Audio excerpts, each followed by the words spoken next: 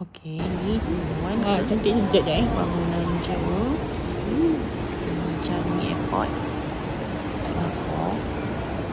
Jawa ni adalah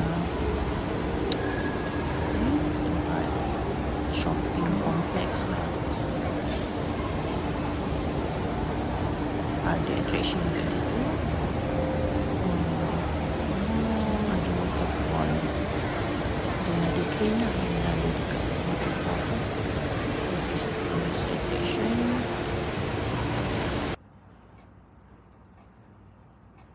Di Changi Airport, Singapura. Ada train.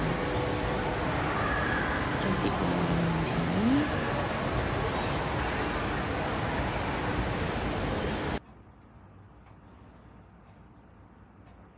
Ramai turis lah.